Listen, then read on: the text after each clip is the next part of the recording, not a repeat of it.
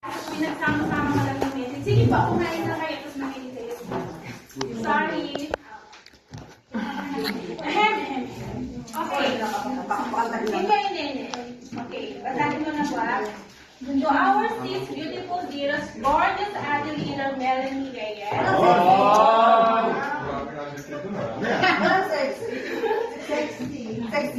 Yes. January 26 is your natal day. Isaiah 46 verse 4.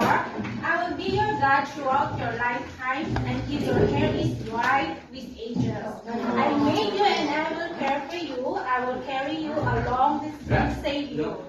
Okay? On your 50th golden existing on earth, for every candle you will blow, you will get bundles of wonderful memories and tones of happiness. Wow. We wish you a happy born day. May the Lord bless and keep you. Make His face shine on you. Abundant blessings to your life, including your family in Philippines. May your day be filled with love, laughter, and joy. Stay young and kitty.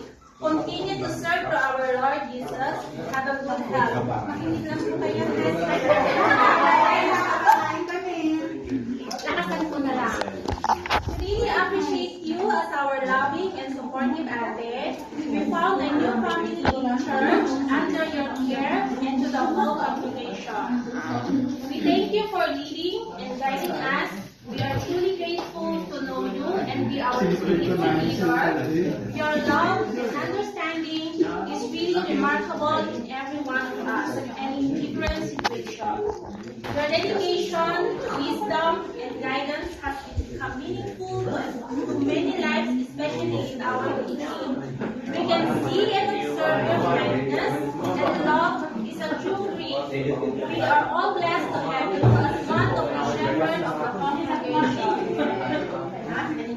You are a good example to us. We are thankful to God because He allowed you to exist and feel your presence. Kulang ang words para masabi lahat na sobrang salamat po sa lahat. Wait lang, oo, kasi, bigay nila, so I don't want to emit something para nun, pag narinig nila, ako nagsabi yun. Okay, ito na, last na.